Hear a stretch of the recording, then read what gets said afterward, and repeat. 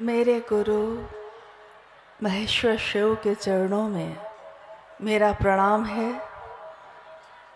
इस कालखंड के प्रथम शिव के शिष्य और हम सबों के परम आदरणीय वरेण्य गुरु भ्राता साहब श्री के चरणों में मेरा प्रणाम है।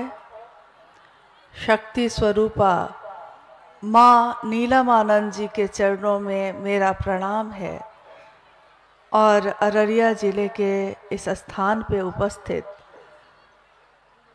आप सभी गुरु भाई गुरु बहन के चरणों में मेरा प्रणाम है।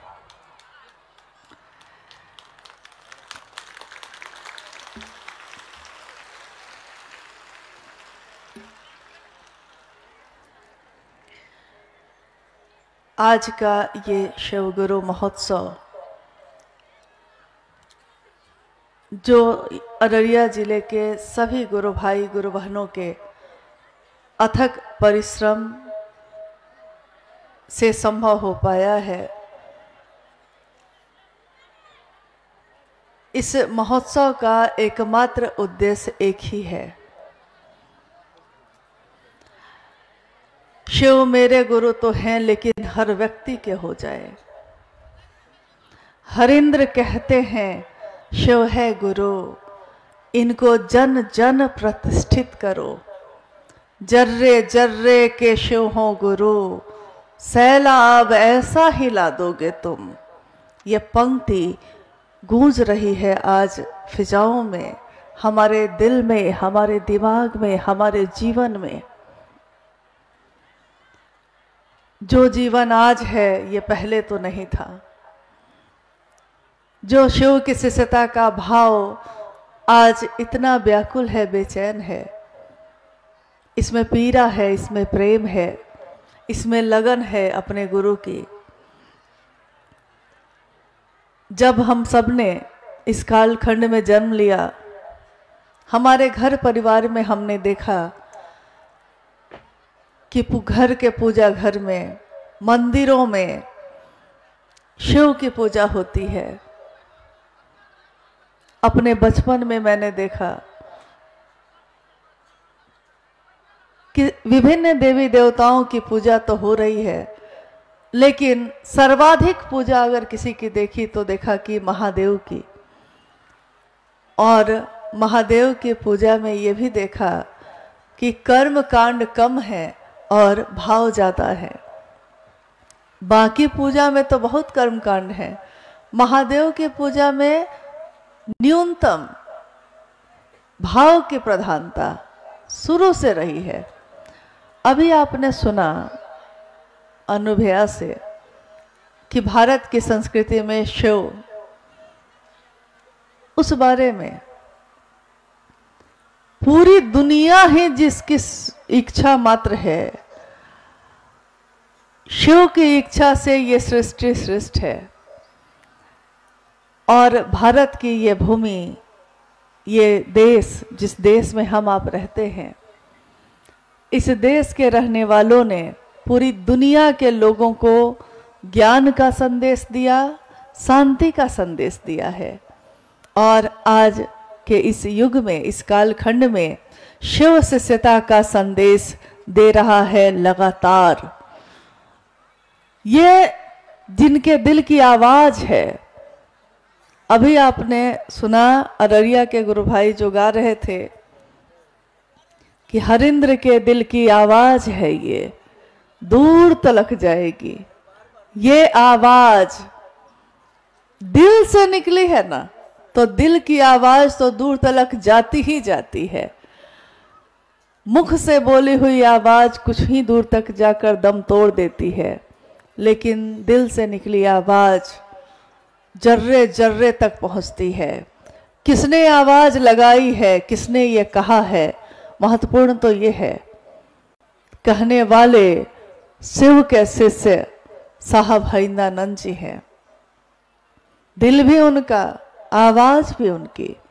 यह शिव शिष्यता मुझ तक, आप तक पहुंचाना जिनके द्वारा हुआ, वो भी वही खुद है।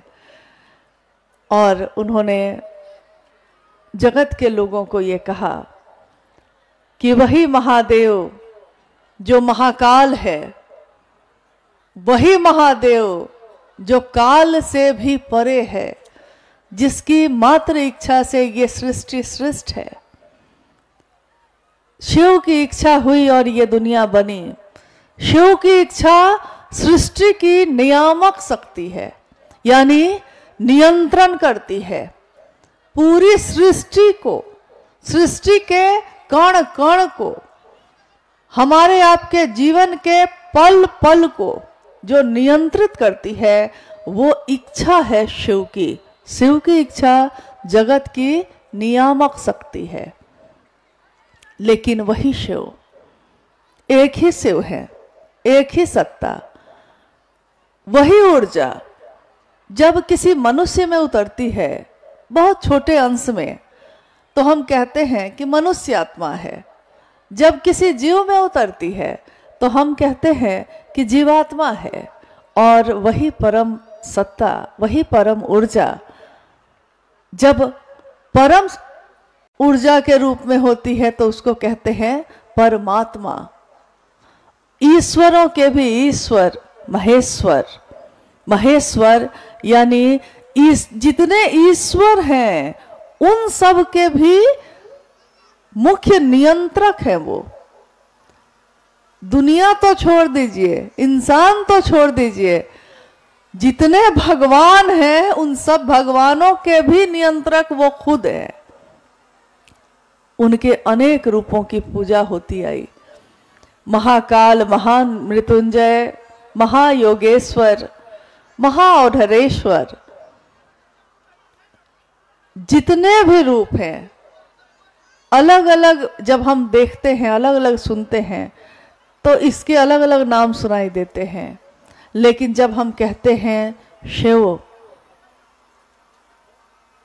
तो इस एक रूप में उनके समग्र स्वरूप है।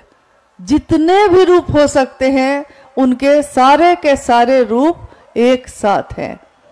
हमारे आपके द्वारा जो 3 सूत्र किए जाते हैं, इन 3 सूत्रों की व्याख्या जो साहब ने की है, इसमें तीसरा सूत्र यानी नमः शिवाय से शिव को प्रणाम करना, शिष्यानुभूति ये कहती है कि शिव को प्रणाम करना नमः शिवाय से शिव के समग्र स्वरूप को प्रणाम निवेदित करने की विधा है।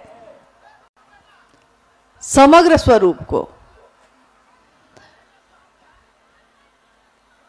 पीछे जो गुरु भाई हैं, कार्यकर्ता हैं, उनसे निवेदन है कि कृपया गुरु बहनों को शांति से रहने दीजिए, क्योंकि आप चुप हो जाइएगा तो वो तो चुप हो ही जाएंगी। अगर कोई कहता है कि चुप हो जाइए तो सारे लोग चुप हो जाते हैं, तो बाहर से तो सन्नाटा हो जाएगा, लेकिन मन अगर शांत नहीं हुआ तो बाहर के सन्नाटे को शांति नहीं कह सकते आप।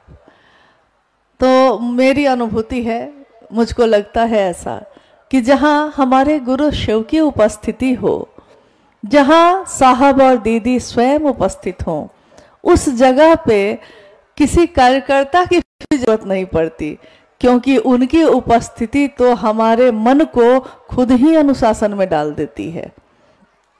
अगर आपको अभी पता हो, अगर आपकी आंखें ये देख पाती कि महादेव स्वयं उपस्थित हैं, तब भी क्या आपके जीवन में, आपके चेहरे में हलचल होती? नहीं होगी। इसीलिए शिव शिष्यों में स्व अनुशासन होता है, वह स्वयं ही अनुशासित होते हैं। दुनिया की सारी व्यवस्था फेल हो जाती है, लेकिन शिव शिष्य एक सैलाब की तरह आते हैं, रहते हैं और उसी तरह शांतिपूर्ण ढंग से लौट भी जाते हैं। वो न चाहें तो गांव को भी पता न चले कि इतने लोग आए हैं, इतने शांत भाव से लौटते हैं और आज भी लौटेंगे। लेकिन आज अभी जो हम बैठे हैं, हम और आप आज जो बैठे हैं अपने गुरु के सानिध्य में, अपने साहब दीदी के सानिध्य में, तो आइए हम उस बात पे बात करते हैं जो साहब ने कही। साहब की बात, शिव शिष्यता की बात, महादेव के समग्र स्वरूप को प्रणाम करने की बात। उन्होंने कहा कि आपका भी एक जीवन है। आप किसी के पति हैं, आप किसी के बेटा हैं, आप किसी के भाई हैं, आप किसी के बच्चे हैं, दुश्मन भी हैं, दोस्त भी हैं। जो पत्नी के भाव से देखे तो आप पति हैं, कोई दोस्त के भाव से देखे तो आप दोस्त हैं, कोई दुश्मन के भाव से देखे तो आप दुश्मन हैं। यानी सबकी नजर में आप अलग अलग हैं, लेकिन आपको कौन जान सकता है? आपके समग्र स्वरूप को, एक जीव के संपूर्ण अस्तित्व को कौन जान सकता है? ये वही जान सकता है जिसने हमको आपको बनाया है। जिस तरह शिव के समग्र स्वरूप को वही जान सकता है जो शिव से एक होता है, वैसे ही शिव भी जीव के समस्त रूप को हजारों साल बाद ये आत्मा जो हमारे आपके अंदर है क्या सोचेगी, ये जीवात्मा क्या सोचेगी, शिव वो जानते हैं। लेकिन साहब ने कहा शिव जानते हैं, वो जानना चाहे तो क्या न जाने, लेकिन वो अब इतनी बातों को अगर जानने लगेंगे तो उनकी भी हालत खराब हो जाएगी। इतनी परेशानी है, इतनी बेचैनी है, इतनी बातें हैं हमारे आपके जीवन में कि खत्म ही नहीं होती। इसलिए शिव वही जानते हैं, वही बताते हैं जिससे हमारे जीवन में परम आनंद, परम शांति हो जाए। शिव से पूजा हमारी मनोकामना पूरी करता है। शिव की पूजा, शिव का भक्त बनना हमारे जीवन के आवश्यकताओं की पूर्ति करता है। लेकिन शिव की शिष्यता हमारे आपके मन को अतुलनीय आनंद से भरती है, परम शांति से भरती है। जितना हमारा आपका मन महादेव के नजदीक होता है, उतना हमारा मन शांत होता जाता है, क्योंकि परम आनंद भी वही, करुणा की मूर्ति भी वही।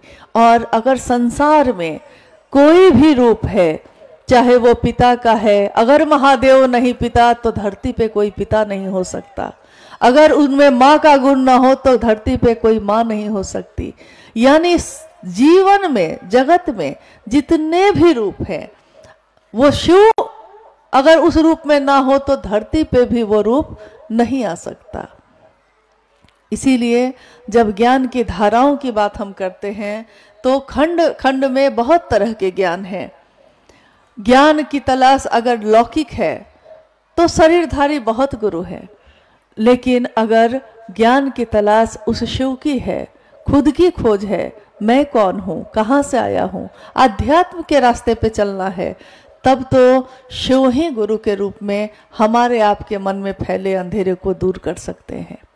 वो शिव जो जगत के गुरु हैं, और आज तक हम उस महादेव की पूजा तो करते रहे हैं, हमारे पूर्वज पूजा करते रहे, लेकिन हम दूर से ही आंखों में आंसू भरे उस महादेव को हाथ जोड़कर कपकपाते होठों से प्रार्थना के गीत गूंजते रहे। और लगता था कि महादेव तो भगवान है, क्या पता महादेव भगवान के रूप में हम गरीबों की सुनेंगे भी कि नहीं। लेकिन साहब हरिंद्रानंद जी ने इस जगत में आकर हर व्यक्ति के मन में शिव का भाव जो सोया था उसको जगा दिया, और हम सब ने ये अनुभूत किया कि जितना नजदीक से महादेव सुनते हैं, उतने नजदीक से तो कोई नहीं सुनता। पुकार अगर दिल से उठे तो वो महादेव सुनते हैं। मालिक बड़े करीब से सुनते गरीब की, तज लाज अपनी, लाज रखते उनकी। महादेव अपनी लाज को छोड़ देते हैं अपने गणों की लाज रखने के लिए। इतने करीब से सुनते हैं। और जब वो गुरु होते हैं तो शिष्य तो सबसे नजदीक जा सकता है। भगवान के रूप में जाना कठिन है, मुश्किल है, लेकिन शिष्य के रूप में जाना बहुत आसान है, क्योंकि शिष्य ने तो पहले ही समर्पण कर दिया है, पहले ही उनसे दया मांग ली है। पहला सूत्र ही ये कहता है, हे शिव आप मेरे गुरु हैं, मैं आपका शिष्य हूँ, मुझ शिष्य पर दया कर दीजिए।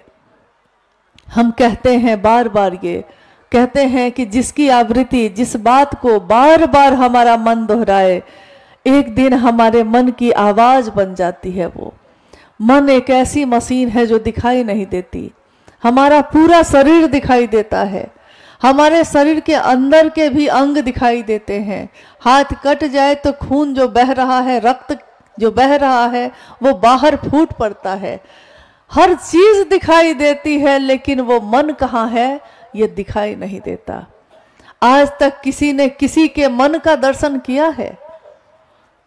शरीर से कितना भी नजदीक हम हो जाएं, लेकिन किसी के मन का दर्शन हम नहीं कर पाते। उसके लिए अंतर होना पड़ता है, मन को मन से जोड़ना पड़ता है। तो मन एक ऐसी मशीन है जो दिखाई तो नहीं देती, लेकिन ये मशीन लगातार विचारों को पैदा करती है। हर पल कितने विचार हमारे मन में पैदा होते रहते हैं और खत्म होते रहते हैं। जैसे इस जगत में कितने लोगों का जन्म होता रहता है और कितने की मौत होती रहती है। अभी इसी पल में कितने जीवात्माओं का जन्म हुआ होगा और कितने जीवात्मा का शरीर छूट गया होगा।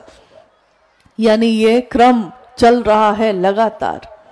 मन का स्वभाव है कि उस मन की मशीन पे जो चढ़ा दीजिए वही चढ़ने लगता है। जैसे अभी हम लोग गांव में जब आ रहे थे तो एक दरवाजे पे रखा हुआ था घास काटने की जो मशीन होती है, चारा काटने वाली मशीन। उस मशीन में, वो मशीन तो निसंगी है ना, वो मशीन है, उसका स्वभाव है, उसका उपयोग है कि वो काटेगी, काटती है। उसमें आप पुआल रखिए तो वो पुआल को काटती है कि नहीं? उसको भी काटेगी। आप घास रखिए, घास को भी काटेगी। जो रख दीजिए वो काटेगी, काटना उसका काम है, वो काटेगी ही काटेगी। आप रखते क्या हैं ये देखिए। कभी कभी भूल से, गलती से किसी का हाथ चला जाता है और मशीन ये भी नहीं देखती कि हाथ चला गया, और कभी कभी हाथ भी कट जाते हैं। यानी उसका स्वभाव है। मन का स्वभाव क्या है? मन का स्वभाव है कि जो चीज इस पे चढ़ा दीजिए वो उसी को दोहराने लगता है, बार बार बार बार। हम सोए हो तब भी, हम जगे हो तब भी। अभी शादी ब्याह का मौसम है, खूब शादी हो रही है, तो घर घर में शादी का माहौल है। जब देखिए किसी दरवाजे पे, किसी दूरा पे लोग बैठे हैं और अमुक की बेटी का ब्याह हो जाए, कहाँ लड़का मिलेगा, कहाँ शादी होगी, एक आदमी बात शुरू करता है। एक आदमी सामने बैठा है, उससे बातचीत शुरू करता है। आप देखिए कि धीरे धीरे आसपास के घर के भी लोग निकल के आके बैठ जाते हैं और सारे के सारे लोग उस बातचीत में शामिल हो जाते हैं। यानी एक व्यक्ति ने कोई बात शुरू की है और धीरे धीरे उस जगह का, उस स्थान का पूरा परिवेश, पूरा माहौल उसी बात से रम जाता है, उसी में रम जाता है। सब अपनी अपनी व्यथा कहने लगते हैं। कोई कहता है बेटा की शादी नहीं हो रही, कोई कहता है बेटी की शादी नहीं हो रही। यानी एक व्यक्ति के बात करने का बहुत परिणाम है। वो बात क्या करता है, उसके मन में चल क्या रहा है। अगर कोई व्यक्ति कहीं किसी चौक चौराहे पे खड़े होकर, किसी खेत में बैठकर, जहां काम कर रहे हैं लोग, घास काट रहे हैं, उस जगह पे बैठ के भी शिव की बात शुरू करे तो क्या होगा? शुरू वो एक से करता है, लेकिन शिव की चर्चा परिचर्चा में बदल जाती है, क्योंकि हमारी आपकी अनुभूति है ये। कल भी रास्ते में आते समय एक खेत में हम लोग बैठ गए कि कुछ लोग काम कर रहे थे, तो मेड़ पे बैठ के हम लोग बात करने लगे। भोजन के लिए रुके थे, समय था, बात करने लगे। पता चला कि वो भी गुरु बहन ही है, और वो विश्वास ही नहीं कर रही थी कि रांची से आए हैं। देखिए कितने भोले और सीधे हैं गुरु भाई, गुरु बहन। वो कह रही है वो गुरु बहन मुझसे कि भाड़ा है आपको, जा रही हैं आप, मतलब भाड़ा है कि नहीं, सुविधा है कि नहीं, और अपने बारे में भी कह रही हैं कि मेरे पास नहीं है। मतलब देखिए कि कितने सीधे और सरल भाषा में वो महादेव की बात कर रही हैं। अपने खेत में बैठी, यहाँ तक कि उतनी ही देर में वो आसपास की सब महिलाओं को बुला के ले आई। किस लिए ले आई? इसलिए कि इसके भी नाम की घोषणा कर दीजिए, ये भी गुरु बहन बनने आई है। देखिए, आई थी गुरु बहन बनने, लेकिन नाम की घोषणा हुई तो हम तब नहीं कहते हैं उसके बाद कि गुरु बहन बनने आई है, तब हम कहते हैं कि आप गुरु बहन हैं, आप गुरु भाई हैं, आए थे बनने लेकिन हो गए। अपने नाम की घोषणा हमने आपने सबने की है। नाम की घोषणा की थी शिवजी से बनने के लिए, लेकिन घोषणा हो गई तो शिवजी से बने कि अभी बनिए रहे हैं हम लोग, अभी बनने की कोशिश कर रहे हैं कि बन गए हैं? क्योंकि जो शिव का शिष्य बन जाएगा, हो जाएगा, वो सिर्फ महादेव की तरफ देखेगा, फिर वो दूसरी तरफ नहीं देखेगा, फिर उसके मन को कुछ भी और भटका नहीं सकता। याद कीजिए साहब श्री की उस आवाज को, उस बोली को जो उन्होंने कहा कि जब से चला हूं मेरी मंजिल पे नजर है, जब से चला हूं मेरी मंजिल पे नजर है, मेरी आंखों ने मील का पत्थर नहीं देखा। शिव को गुरु बनाकर जब से चला हूं, मंजिल मेरे गुरु शिव हैं, रास्ते में जगत के लोग हैं, फूल है, पेड़ है, खेत है, खलिहान है, क्या कहूँ कितनी सुंदर सुंदर चीजें हैं। ये जगत कहता है कि इस जगत में ही रुक जाओ, लेकिन मैं क्या करूं, क्योंकि मुझको तो मीलों अभी मीलों जाना है, मंजिल पे नजर है। यही बात उन्होंने आओ चले शिव की ओर जब पुस्तक लिखी, तो उस पुस्तक में एक आलेख है, उसका भी नाम आओ चले शिव की ओर है। उसके अंतिम पंक्तियों में उन्होंने लिखा कि शिष्य का मन जब अपने गुरु के भाव पे टिकता है तो क्या होता है?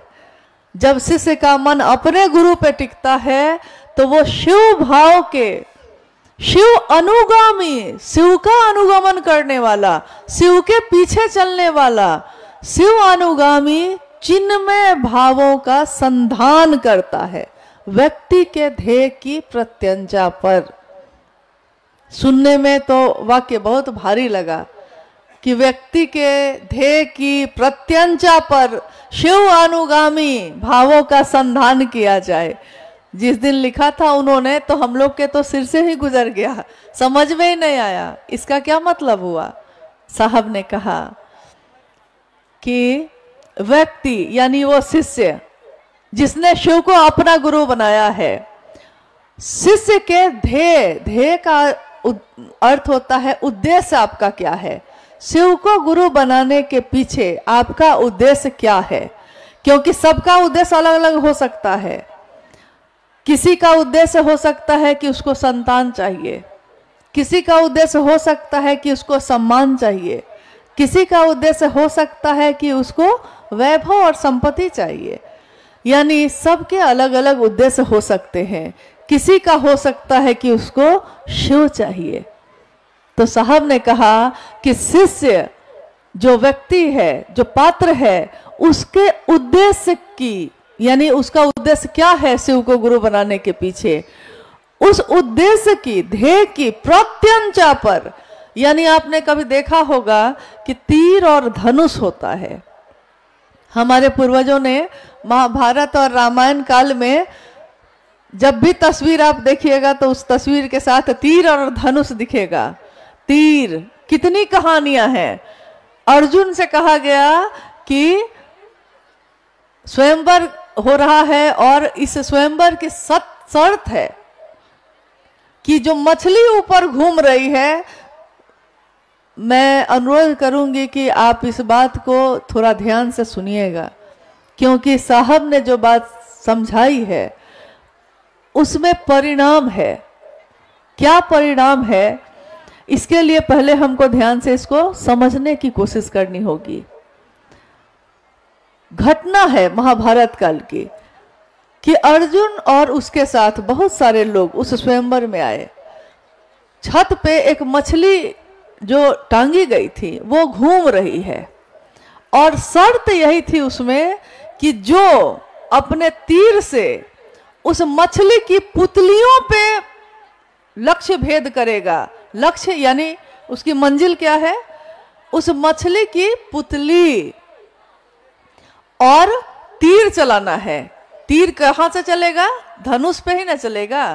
तीर चलाने के लिए तो धनुष पे प्रत्यंचा, प्रत्यंचा का अर्थ होता है कि आपने तीर पकड़ा है और धनुष को अपने हाथों में पकड़ा है, उस धनुष पे प्रत्यंचा चढ़ाई है, यानी तीर लगाया है और उसके धागे को खींचा है।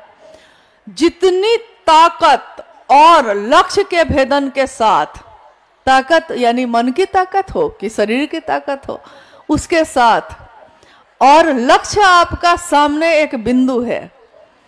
अगर आपके आंखों ने उस बिंदु के अलावा कुछ भी और देखा तो लक्ष्य पे आप संधान नहीं कर सकेंगे। लेकिन अगर आपकी आंखों ने उस लक्ष्य के सिवा कुछ भी और नहीं देखा तो आपके हाथों में धनुष है, तीर है, लेकिन धनुष और तीर से लक्ष्य नहीं भेदे जाते, लक्ष्य मन से भेदे जाते हैं। और मन अगर वहां पे संकल्पित है, दृढ़ है, हिल नहीं रहा, तो आपका जो तीर है वो सीधे उस लक्ष्य पे लगता है। कितने राजकुमार आए गए, कोई मछली पे मार रहा है, कोई छत पे मार रहा है, और जब अर्जुन गए तो उन्होंने मछली की पुतली पे सीधे तीर चढ़ाया धनुष पे और लक्ष्य साधा और तीर छोड़ दिया, और तीर कहां जाके लगा, सीधे मछली की पुतली पे। उससे पहले के राजकुमार लोगों से पूछा गया कि आपने क्या देखा था, तो किसी ने कहा कि मैंने छत भी देखी थी, मैंने मछली भी देखी थी, मछली की आंख भी देखी थी, यानी सब कुछ आपको दिख रहा है। जब आपको सब कुछ दिख रहा है तो लक्ष्य नहीं दिख रहा। और अर्जुन से पूछा गया कि आपने क्या देखा, तो उसने कहा कि मुझको मछली की पुतली के सिवा कुछ भी दिखाई नहीं दिया। साहब श्री ने अपने आओ चले शिव की ओर पुस्तक में ये पंक्ति लिखी कि व्यक्ति के ध्येय की प्रत्यंचा, यानी हर वो व्यक्ति जिसने भी शिव को अपना गुरु बनाया है, चाहे वो गांव में रहता हो कि शहर में रहता हो, चाहे वो पढ़ा लिखा हो या अनपढ़ हो, चाहे वो घास काटता हो, चाहे वो कंप्यूटर चलाता हो, लेकिन ये तो उसके जगत के रूप हैं। पारलौकिक जगत में उसका एक ही रूप है, शिव के शिष्य का, और शिव के शिष्य का ध्येय एक ही होता है, उसका लक्ष्य एक ही होता है, उसके गुरु शिव स्वयं। और जब शिव तक पहुंचना है तो सिर्फ और सिर्फ शिव पर ही ध्यान लगाना होगा, शिव का काम हो जाए, शिव का नाम हो जाए, लेकिन इस जगत से महादेव महादेव करके गुजरना तो है, दूसरों को प्रेरित तो करना है, लेकिन अपनी यात्रा भूलनी नहीं है। अपनों की चिंता में अपनी यात्रा विस्मृत करने वाला कहीं का नहीं रहता। साहब ने कहा शिव अनुगामी, ये जो ध्येय है आपका, किसका अनुगमन करे, किसी व्यक्ति का नहीं, किसी पंथ का नहीं, किसी समाज का नहीं, ये शिव का अनुगमन करेगा, यानी शिव की तरफ सीधे बढ़ेगा। अब आप बताइए, क्या शिव का शिष्य बनते समय हमारे मन में लक्ष्य क्या था? हम में से हर व्यक्ति आज इस क्षण में उस वक्त को याद करे जिस समय हमने शिव को अपना गुरु बनाया। कितने अच्छे मन से बनाया, कितनी खुशी से बनाया, कितना सोचा था खुद भी शिव के शिष्य बनेंगे और दूसरों को भी शिव शिष्य बनाएंगे। कोई अगर शुरू से ही उसका लक्ष्य कुछ और हो और उसने शिव को अपना गुरु बना लिया है, याद रखिएगा उसका लक्ष्य कभी भी शिव थे ही नहीं। इसलिए जब उसकी मनोकामना पूरी हो जाती है, जब उसकी मनौती पूरी हो जाती है, तो वो शिव चर्चा तो रखता जरूर है, लेकिन मनौती पूरी करने पे शिव चर्चा रखना, शिव उसका लक्ष्य नहीं हो सकते। उसकी मनोकामना उसके लक्ष्य थी, इसलिए उसने ये तो काम कर लिया तो कोई दोष नहीं है। हम जाएंगे अपने दुख को लेकर तो किसके पास जाएंगे? हम अपनी पीड़ा, अपने कष्ट का समाधान चाहेंगे तो किसके पास जाएंगे? जो मेरा सबसे ज्यादा अपना होगा उसी के पास जाएंगे। और महादेव से ज्यादा अपना कौन है? महादेव से ज्यादा मेरे पीड़ा को हरने वाला कौन है? कौन है जो ये कहता है कि तुम चाहे जो भी हो लेकिन तुम मुझको जो समझो मैं तुमको मित्र समझता हूं। इतनी परम सत्ता मित्र समझती है। हम क्या इस योग्य हैं? तो हमको आपको ये याद करना चाहिए कि जिस दिन हमने शिव को अपना गुरु बनाया था उस दिन हमारा लक्ष्य क्या था। कहते हैं, साहब कहते हैं कि शिष्य अपने मनोकामना को लेकर जाता है महादेव के पास। हो सकता है उस समय उसका लक्ष्य महादेव नहीं हो सकता है उसका उद्देश्य महादेव से मिलना नहीं हो, लेकिन महादेव के पास अगर चला गया है, शिष्य बनकर चला गया है, तो गुरु उसके इस उद्देश्य का परिमार्जन करके शिव की तरफ उन्मुख करते हैं। यानी मन ही वो साधन है जो शिव की तरफ मुड़ता है। शिवोन्मुख हो जाना, शिव की तरफ चलना, मेरे मन का चलना, यही शिव की शिष्यता है। और इसके सिवा शिव के शिष्यों का कोई लक्ष्य नहीं होता। आइए इस शिव गुरु महोत्सव में जो हम आप सब आए हैं, इसमें कुछ जिज्ञासाएं आई हैं। उन जिज्ञासाओं पे बात करने की कोशिश करते हैं हम लोग। और क्योंकि आप जानते हैं, आपने बहुत बार सुना होगा कि ये शिव गुरु मंच है। शिव गुरु मंच मतलब कोई जरूरी नहीं है कि बहुत बड़ा जब मंच बनता है तो वही हमारे लिए शिव गुरु मंच होता है। शिव गुरु मंच हमारे मन के लिए वो जगह भी होती है जहां हम मात्र बोरा या चादर बिछा देते हैं। मेरे मन ने वो स्थान बना दिया है गुरु का, तो वो गुरु का मंच है। और गुरु के मंच पे कोई विद्वान नहीं है, कोई शास्त्र ज्ञाता नहीं है। यहाँ सब शिव के शिष्य हैं और अपने गुरु की बात करने आते हैं, गुरु की बात सुनने आते हैं। अब जिज्ञासाएं जो आई हैं उस पे हम लोग बात करते हैं। क्या पता किसके मन से कौन सी जिज्ञासा उठ जाए और उस जिज्ञासा के समाधान को करने में हमारा ही मन उस गणित को समझ ले, हमारा ही मन उस रहस्य को समझ ले। तो आइए हम लोग उस पे चलते हैं। कोई जिज्ञासा आई है? जिज्ञासा है, मैंने भगवान शिव को 2003 में अपना गुरु बनाया है। कृपया दीदी जी समझाने का यह प्रयास करिए कि मेरा शिष्य भाव प्रगाढ़ कैसे हो।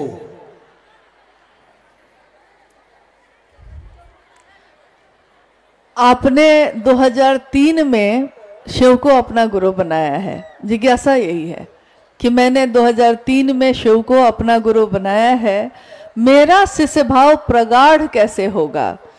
अगर आप अभी तक यही सोच रहे हैं तब तो नहीं होगा, क्योंकि 2003 में आपने शिव को बनाया है। और कहते हैं कि झूठ भी अगर कहती है कोई, झूठा भी कोई कहता है, झूठा ही सही पल भर के लिए कोई मुझे प्यार करे, तो झूठा भी अगर किसी ने कहा है कि शिव मेरे गुरु हैं, शिव गुरु के रूप में उसके मन में ये झूठ सच में परिवर्तित कर देते हैं। तो अगर आपने झूठ भी कहा होगा, अगर आपने अविश्वास में भी कहा होगा, लेकिन आप शिव के शिष्य ना होते तो आपके मन में ये चिंता भी ना होती कि शिव शिष्य का भाव मेरा प्रगाढ़ कैसे हो। शिव का शिष्य प्रगाढ़ यानी गहरा होना, मजबूत हो जाना, ये कैसे हो सकता है? तीनों सूत्रों का किसी भी शिव शिष्य के द्वारा, तीन सूत्रों का निर्वहन बिना किसी कामना के निस्वार्थ भाव से करना, शिव के लिए करना, उसके मन को शिव का शिष्य बनाता है, कृतज्ञता ज्ञापित करता है। यानी महादेव ने जो एहसान किया है उस एहसान का बदला तो हम रुपए पैसे और कपड़े और सामान से तो नहीं उतार सकते, लेकिन जितना हम महादेव की बात दूसरों से करते हैं और स्वयं की यात्रा भी देखते हैं, उतना मेरा मन कृतज्ञ होता है। और कृतज्ञ मन जब शिव की बात करता है तो उसके परिणाम होते हैं। तो मेरी यही अनुभूति भी है और यही अनुरोध भी है कि अपने लिए भी और दूसरों के लिए भी जब भी आप शिव की बात करिए, जब भी दया मांगिए, जब भी नमन करिए, क्योंकि हम में से बहुत सारे लोगों ने दया मांगना और नमन करना लगता है या तो बहुत कम कर दिया है या छोड़ दिया है। अब जिज्ञासा ये है मेरी भी कि आप में से आज यहाँ मुझको लगता है कि संख्या गिनना थोड़ा संभव नहीं है कितने लोग हैं, लेकिन जितने भी गुरु भाई गुरुवान हैं आज, आप ये बताइए कि आप में से कितने लोग, सच बोलना है यहाँ, कितने लोग ऐसे हैं जो मन ही मन महादेव से दया मांगते हैं, दया मांगते हैं, मांगते हैं। और चूंकि मैंने पहले ही कह दिया है कि सच बोलना है, शिव के लिए शिव की चर्चा करते हैं। दूसरा सूत्र, महादेव के लिए महादेव की बात करते हैं। ये कौन कौन करते हैं? सच बोलना है, करते हैं, सब कोई करते हैं। महादेव को प्रणाम करने में हमारा मन झुका ही रहता है। तीसरा सूत्र, यानी शिव को प्रणाम करना है शिव के लिए, लेकिन प्रणाम भी तो मन ही करता है। तो हमारा मन जो प्रणाम करता है, ये क्या हमारा मन हमेशा शिव को प्रणाम करने की स्थिति में है? सब कोई का है।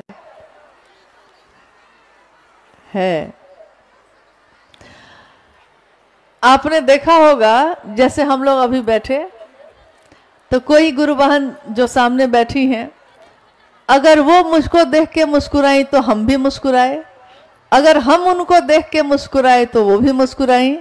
यानी अगर आप मुस्कुराते हैं तो दूसरा मुस्कुराता है। क्यों मुस्कुराता है? मुस्कुराए तो आप थे, वो क्यों मुस्कुराया?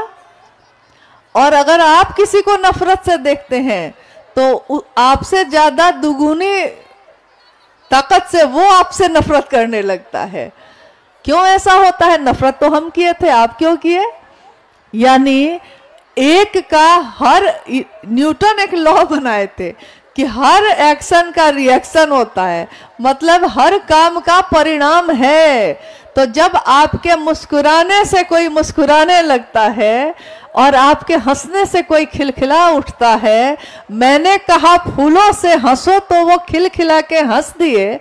जब फूल तक आपके कहने से खिलखिला के मुस्कुरा देते हैं, तो महादेव के लिए महादेव का तीनों सूत्र करिएगा तो आप करिएगा दूसरे के लिए, और दूसरा आपके लिए नहीं करेगा। जब हर काम आप करते हैं दूसरे के लिए तो वो भी आपके लिए करता है। तो आप करेंगे दूसरों के लिए, आप दीजिएगा शिव शिष्य का भाव, आप दीजिएगा शिव का दान, तो क्या दूसरा आपके लिए ऐसा नहीं करेगा? प्रेम एक ऐसा रास्ता है, प्रेम एक ऐसी राह है जिसका उत्तर हमेशा प्रेम से मिलता है।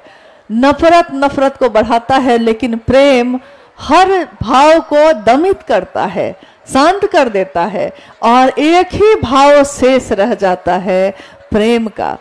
शिव की शिष्यता जगत में प्रेम की विधा है।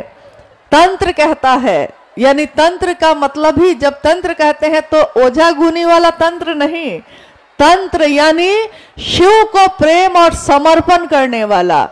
तंत्र साहित्य प्रतिपादित करता है कि प्रवृत्ति से प्रवृत्ति की निवृत्ति। क्या है ये प्रवृत्ति?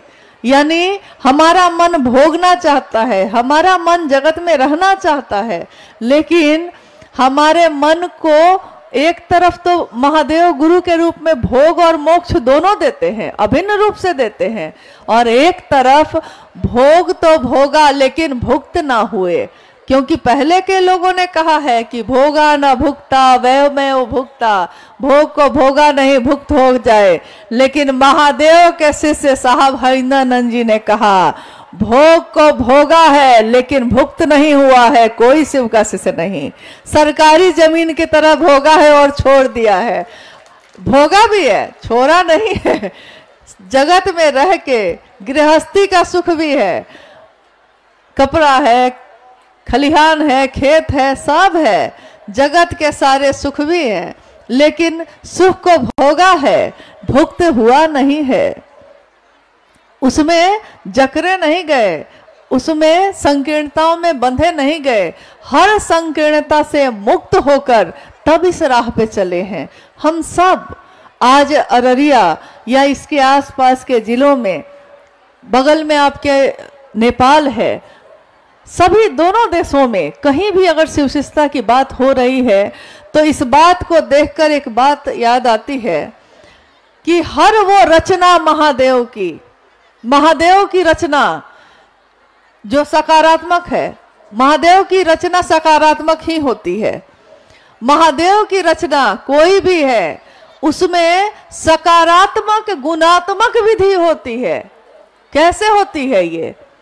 आपने देखा होगा कि हम में से बहुत ऐसे लोग हैं जो पुराने गुरु भाई गुरु बहन हैं, तो कभी कभी कोई कहते हैं कि मैं बहुत पुराना हूं, और साहब कहते हैं कि अगर बहुत पुराने हो, बहुत बड़े हो गए हो तो कैसा बनना है तुमको?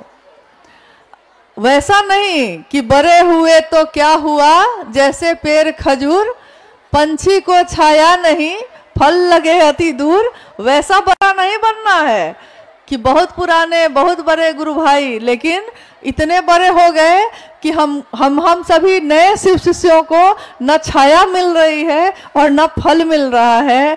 बनना है तो बरगद बनिए कि छाया भी दीजिए, झुकिए भी, और एक बरगद का पेड़ एक बीए से पैदा होता है, लेकिन एक बीए से पैदा बरगद का पेड़ असंख्य बरगद को पैदा करता है। वो एक पे नहीं रुकता, एक शिव का शिष्य असंख्य शिव शिष्यों को पैदा करता है। आज इस कालखंड में साहब हरिंद्रानंद जी ने करोड़ों शिव शिष्यों को पैदा किया है। लोग कहते हैं कि महादेव से जुड़ने के लिए साहब की उंगली पकड़नी जरूरी नहीं, लेकिन महादेव कहते हैं, महादेव का संदेश है ये जो आज भी उपवन में रखा हुआ है लिखित। जब साहब के जीवन में यह संदेश आया था, उस संदेश में लिखा है ये कि हरिंद्र की बताई विधा ही मनवंतरों तक के लिए पर्याप्त है। हरिंद्र की बताई विधा, ये कौन सी विधा है? ये किसकी बात कह रहे हैं? और जब कोई ये वाक्य कह रहा है कि हरिंद्र की बताई विधा ही मनवंतरों तक के लिए, अरबों वर्षों के लिए पर्याप्त है, तो ये साहब तो नहीं बोल रहे हैं, क्योंकि जो खुद बोलेंगे वो तो कहेंगे कि मैं शिव का शिष्य हरिंद्रानंद, लेकिन ये उनके नाम को लेकर जो संदेश आया, ये संदेश किसका आया? उस समय जब साहब और दीदी के पूजा घर में संदेश आ रहे थे, बेलपत्रों की बारिश हो रही थी, चमत्कारी कितनी घटनाएं हो रही थी। बिहार का चप्पा चप्पा यह जानता है कि उस समय के जो चश्मदीद लोग हैं उसमें आज भी कुछ गुरु भाई लोग हैं, शरीर में हैं, जिन्होंने अपनी आंखों से देखा कि उस जगह पे क्या हुआ, क्या घटनाएं घटी। तो आज ये नहीं कह सकते कि किसी की सुनी सुना आप कह रहे हैं, आप में से बहुने अपनी आंखों से देखा है कि क्या हुआ है, तो उनकी बात में ताकत है, उनके बोलने में ताकत है, उन्होंने जो रास्ता दिखाया है उसमें परिणाम, उसमें रिजल्ट है, और परिणाम तभी सुंदर होता है किसने आपको पाठ पढ़ा है और पाठ को उसके अनुसार लेंगे तो उसका रिजल्ट, उसका परिणाम 100% आएगा, 100 में 100। अगर गणित सही से बना दिया है तो गणित का ये गुण भी है कि उसमें नंबर नहीं जाते, उसमें 100 के 100 नंबर मिलते हैं। अगर किसी विद्यार्थी में हो जाए तो 110 मिल सकते हैं, लिमिट मतलब उसकी 100 तक, कभी कभी ज्यादा भी हो जाता है। इसलिए उनकी बताई विधा पे ही चलने की कोशिश करिए ताकि आप इससे भाव प्रगाढ़ हो सके, गहरा सके। दूसरी जैसा है, मैंने भगवान शिव को 2008 में गुरु बनाया है। हमारे गुरु शिव की दक्षिणा क्या है। साथ में ये लिख रहे हैं कि साहब श्री ने 2022 में कहा था, शिव गुरु की चर्चा की आंधी अपनी शिव शिष्यता को बचाना है। कृपया दीदी बताएं, इस शिव गुरु चर्चा के दौर में कैसे अपनी शिष्यता को बचाएं। जिज्ञासा तो आपने सुन ली, चूंकि बहुत लंबी थी तो एक बार और पढ़ना पड़ेगा। जिज्ञासा है कि हम 2008 में शिव के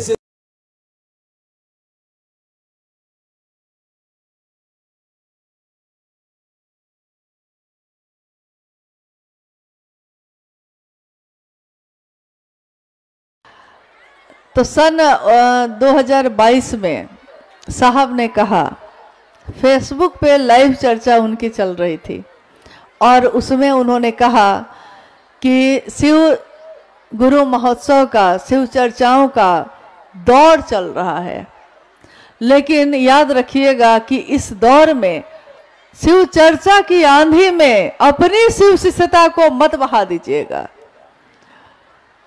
शिव का गुरु महोत्सव होता रहा है, होता रहेगा। जरूरी हो तो करिए, नहीं जरूरी हो तो मत करिए। आवश्यकता लग रही है तब करिए, नहीं है तो करने की जरूरत नहीं। जरूरत यह है कि मेरी शिव शिष्यता बची रहे। अगर शिव गुरु महोत्सव करने से शिव शिष्यता प्रगाढ़ होती है, आवेश और पैदा होता है, गति और बढ़ती है, तब तो बहुत सुंदर परिणाम है। लेकिन इसमें जो आयोजक हैं, जिन्होंने आयोजन किया है, उनकी मनसा भी अगर यही है, जो आया है उसमें उसकी भी मनसा यही है, और जो सुनने के लिए बैठा है उसकी मनसा भी अगर यही है, तो कहते हैं कि तीनों की मनसा एक होकर शिव से मिलती है। सामूहिक प्रार्थना में बहुत बल है, लेकिन इसकी बात यह सुनिश्चित होनी चाहिए कि मनसा क्या है, आपकी मनसा क्या है, इसी पे आपके हर काम का परिणाम है। चाहे वो आप अकेले में भी किसी से बात करते हैं, और अगर आप उससे ये सोचकर बात करते हैं कि वो मुझसे जुड़ जाए, तो आपके उस उद्देश्य में भी गंदगी शामिल है, क्योंकि आप अकेले में भी बैठे हैं, लेकिन आप उनकी मनसा बदल गई है। लाखों की भीड़ भी अगर एक जगह इकट्ठा हो गई है और मनसा आपकी वहीं पे है, अपने गुरु शिव से दया मांगते हुए आपकी मनसा अगर ये है कि सब के सब का मन महादेव की तरफ चले, उनके जीवन में गति और बढ़े, उनके मन में फैला अंधेरा, ये धुंध और साफ हो जाए, ताकि वो सही से देख सकें कि रास्ता आगे और क्या है, क्योंकि मंजिल की तरफ चलना है। तो अगर आपकी ये मनसा है, ये उद्देश्य है, तो कोई भी कार्यक्रम गलत नहीं है, लेकिन जरूरी हो तब कर किया जाए, नहीं जरूरी हो तो नहीं किया जाए। शिव शिष्यता बचनी चाहिए, कार्यक्रम करना हमारा उद्देश्य नहीं है। हाँ, ये जरूरी है, इसके पीछे बहुत सारे कारण हो सकते हैं, लेकिन जरूरत जब नहीं रहेगी तो ये भी नहीं होगा। पहले 2 दिवसीय कार्यक्रम होते थे, सबके लिए भोजन बनता था। आप में से कितने लोगों ने वो समय देखा है? जरा हाथ उठाएंगे। आप में से इतने लोगों ने, जब 2 दिवसीय कार्यक्रम होते थे तो इतने लोग थे, आप लोग सब थे उसमें। भाई आप लोग अति प्राचीन हैं, आपके चरणों में प्रणाम है मेरा, क्योंकि हम तो आपसे नए ही हैं लगता है। खैर, कम लोग थे, व्यवस्था कम करनी पड़ती थी, तो 2 दिनों की चर्चा भी आराम से होती थी। दिन का खाना बनता था सबका, रात का खाना बनता था, कल का भी साहब आज दोपहर में चर्चा करते, फिर रात में भी चर्चा होती, फिर कल होके चर्चा होती, उसके बाद सब कोई विदा होते। खुद मेरा सौभाग्य है कि कुछ चर्चाओं में जब साहब और दीदी के साथ शामिल हुए, तो पहले 1 दिन पहले ही साहब चर्चा स्थल पे रात्रि में आते, माँ साथ में होती, और जहाँ पे सभी गुरु भाई गुरु बहनों का भोजन बनता रहता तो वो जाती, और साहब जो बोरी में सब्जी और अनाज रखा रहता, तो साहब उसमें से एक चावल दाल कुछ उठा के ऐसे हाथ में उछालते, मतलब एकदम निर्बाध जैसे। महादेव के भाव में थोड़ा सा अनाज लेकर ऐसे करते। जहां गुरु भाई गुरु बहन भोजन बना रहे होते तो माँ नीलम आनंद उनके हाथों से जो कलछुल था वो ले लेती और उसको 1-2 बार ऐसे ऐसे चलाती। कल हो के कार्यक्रम होता, हजारों लोग हो जाते, लेकिन किसी का भोजन कम नहीं होता। सारे लोग भोजन कर चुके रहते और तब भी आधा भोजन बचा ही रह जाता। ये तो मैंने भी अपनी आंखों से देखा है। एक वो भी समय तो रहा है, लेकिन संख्या जैसे जैसे बढ़ती है व्यवस्था बदलती है। जब संख्या बढ़ने लगी, बहुत सारे लोग होने लगे, रहने में गुरु बहनों की संख्या ज्यादा है, घर से बाहर 2 दिन रहने में काफी असुविधा होने लगी। रात में सुरक्षा को लेकर चिंता होती, साहब भी जगे रह जाते, माँ भी जगी रह जाती। कितनी बार साहब ने भोजन नहीं किया कि अगर मेरे गुरु भाई गुरु बहनों को भोजन न मिला तो मैं कैसे करूं, कितनी बार ऐसा हुआ है। लेकिन जब संख्या बढ़ी तो साहब ने परिवर्तन किया कि कार्यक्रम अब से 1 दिन ही होंगे। देखिए, मैंने अभी थोड़ी देर पहले भी कहा है, साहब ने जब जब जो बातें कही हैं, अगर हम अक्षरशः उसका पालन नहीं करेंगे तो हमारी हानि है उसमें, और अगर करेंगे तो हम सबकी सुरक्षा और शुभ है उसमें। उन्होंने कहा कि 1 दिन का करिए तो 1 दिन ही करना चाहिए। अभी भी आप कहीं इक्का दुक्का जगहों से आज भी ये खबर आ जाती है कि अमुक आदमी ने 2 दिन का कार्यक्रम किया, कहा कि मुझको इससे कोई मतलब नहीं है। यानी वो गुरु भाई तो है ही नहीं। जो साहब श्री की बात को ही नहीं सुनता, उन्हीं की बात को नहीं मानता, उसको हम गुरु भाई या गुरु बहन कैसे कहें। साहब ने कहा रात्रिकालीन चर्चाएं नहीं होनी चाहिए, क्योंकि गुरु बहनों की सुरक्षा का सवाल है। देखिए, गुरु बहन कहना और गुरु बहन मानना, दोनों में जमीन आसमान का अंतर है। गुरु बहन माना उन्होंने, इसलिए उनको चिंता हुई कि मेरी गुरु बहनें रात में सुरक्षित घर कैसे जाएंगी, उनका परिवार भूखा तो नहीं रह जाएगा। तो उन्होंने सुरक्षा की चिंता की और कहा कि किसी हालत में रात्रि 8 बजे से पहले लोग अपने घर पहुंच जाएं, यानी संध्या होने लगे तो चर्चा को विराम करिए और लोग सुरक्षित अपने घर जाएं। फिर भी उस समय भी कुछ लोग तो ऐसे हुए जिन्होंने कहा कि हम तो करेंगे ही करेंगे रात में, और उन्होंने किया भी। परिणाम अच्छे नहीं रहे, ये भी बहुत लोगों को पता होगा, परिणाम अच्छे नहीं रहे। फिर साहब ने एक बात और कही कि जब भीड़ हो तो आप सरकार का परमिशन लीजिए, जब कार्यक्रम करिए तो हर चीज की पारदर्शिता रखिए, क्योंकि सामूहिक कार्यक्रम सबके बीच किया जाता है। और कभी भी इसके अनुसार चलिए, जो परिपत्र जारी किए गए, साहब के द्वारा जारी किए गए, संस्था साहब के द्वारा बनाई गई, ये शिव की शिष्यता उनके द्वारा दी गई। आज जो हम इतने मिजाज से कहते हैं कि शिव मेरे गुरु हैं, ये वाक्य ही हमारे जीवन में उनके द्वारा आया। किसने कहा कि शिव मेरे गुरु हैं, आपके हो सकते हैं? साहब हरिनानंद जी ने कहा। किसने कहा कि शिव से दया नहीं मांगोगे तो बाकी दूसरे दोनों काम नहीं हो सकेंगे? पहला सूत्र प्रतिपादित किया उन्होंने, शिव से दया मांगना। किसने दिया पहला सूत्र, दूसरा सूत्र, तीसरा सूत्र? साहब हरिनानंद जी ने 3 सूत्र ही दिए। उस समय भी 2-4 लोग ऐसे हुए जिन्होंने 4 सूत्र दिए, जिन्होंने 21 सूत्र किए, परिणाम अच्छे नहीं रहे। रहा न कोई रोवन हारा, यानी कोई ऐसा काम हमको नहीं करना चाहिए जो शिव के क्रोध का भाजन बन जाए, उसके कारण शिव के नजर में ही हम गलत साबित हो जाए। और इस जगत में शिव की शिष्यता जब जगत में है तो इस जगत का, इस देश का कानून भी उस पर लागू होगा ही होगा। आप हर जगह नियम मानते हैं, खुशी खुशी मानते हैं, उस समय आप नहीं कहते कि हम क्यों माने, क्या क्या मानते हैं। अगर इस देश में रहते हैं तो देश का कानून है कि आधार कार्ड आपको रखना होगा। मुझको लगता है आधार कार्ड सबके पास होगा, होगा, आधार कार्ड तो होगा ही होगा, राशन कार्ड होगा, नहीं आयुष्मान कार्ड होगा। मतलब देखिए, देश का कानून जो कहता है और जिससे आपको लाभ है, जिसके कारण आपकी पहचान है, तो आप उसको जरूर से जरूर करते हैं। यहाँ तक कि दिन भर लाइन लग के भी इस काम को करते हैं, क्योंकि आपको लगता है कि इसके बिना दूसरे काम नहीं हो पाएंगे, रुक जाएंगे। सरकार के अनुशासन में है कि नहीं आप? है ना? बच्चा स्कूल में जाता है पढ़ने के लिए, हम सबके बच्चे जाते हैं। स्कूल के अहाते में बच्चा चला गया, अब बच्चा किसके अनुशासन में रहेगा? स्कूल के अनुशासन में रहेगा ना। अब माँ के अनुशासन में नहीं रहेगा वो, अब उसके अनुशासन की परिधि बदल गई, उसका घेरा बदल गया। अब अनुशासन किसका लागू होगा? मास्टर साहब का। जिस दिन हमारे मन ने कहा है शिव मेरे गुरु हैं, मन को शिव शिष्य बनने के लिए कोई नियम कानून की जरूरत नहीं। प्रेम को कभी भी नियम कानून की जरूरत नहीं होती है।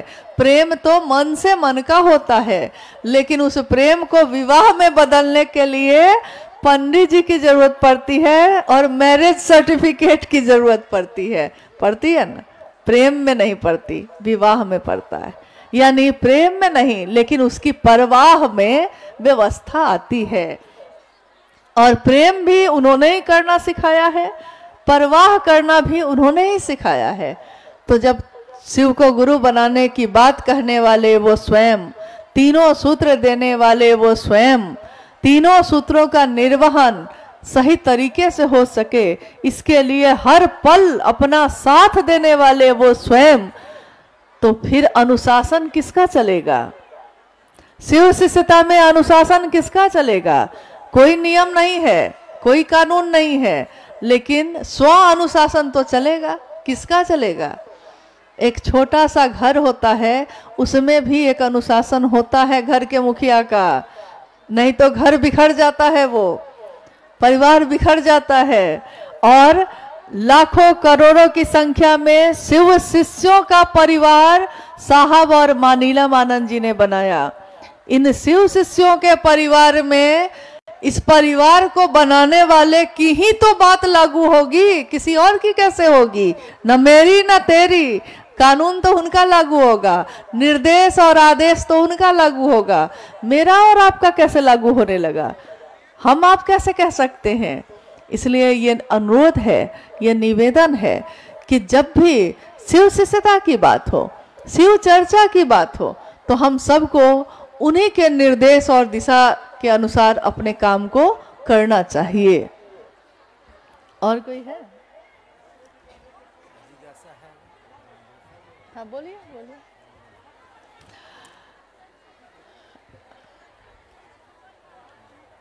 क्या हुआ? क्या है ये? अच्छा हाँ देखिए, परवाह उसी को होती है जो अपना होता है। तो अनु भैया ने लिख के भेजा है कि बाहर बहुत ठंड है, इसलिए अब कार्यक्रम का समापन होना चाहिए। और किसी को परवाह ना हुई, उन्होंने लिख के भेजा है। अपना होगा तो परवाह होगी कि इतने गुरु भाई गुरुबान आ गए हैं और जाएंगे कैसे, सुरक्षित जाएं, ठंडा ना लगे, इसके लिए। हाँ, तो अपना मान के फटकार भी सुनाइएगा तो शहर से स्वीकार है, क्योंकि शिष्य अपने गुरु को भी पुकारता है तो गुरु से प्रेम करता है, लेकिन प्रेम करते करते वो उसके जीवन में अगर कोई पीड़ा आती है, कोई परेशानी आती है, तो वो अपने गुरु से कहता भी है, अपने हो तुम इसीलिए तो हाल सुनाने आया हूँ, अपने हो तुम इसीलिए फटकार सुनाने आया हूँ, आंसू का उपहार महागुरु आज चढ़ाने आया हूँ। तो आप सभी से जो भी गुरु भाई गुरुवान हैं आज यहाँ उपस्थित, आप सबसे अनुरोध है कि आप शांत भाव से अपनी जगह पे बैठ जाइए, थोड़ी देर के लिए बैठ जाइए, अनुरोध है ये, लेकिन दिल का अनुरोध तो आप स्वीकार करिएगा। 5 मिनट के लिए आप अपनी जगह पे बैठ जाइए और पहले जो बाहर हैं वो सारे लोगों को जाने दीजिए, फिर आप सब धीरे धीरे जाइएगा। कृपया मेरे अनुरोध को स्वीकार करिए, और अगर बहन समझा है तो बहन की बात भी थोड़ी मान लीजिए। अपने हैं आप तो थोड़ा सा बैठ भी जाइए, 5 मिनट आप बैठे रहिए, धीरे धीरे लोगों को जाने दीजिए, और जाइएगा भी, जब निकलिएगा भी तो मन भी शांत होना चाहिए, शरीर भी शांत होना चाहिए, और आपके कदम जो पड़े आगे तो वो भी शिव भाव से धीमे धीमे ही पड़ने चाहिए। आप सभी के चरणों में प्रणाम है। आप सबको मेरा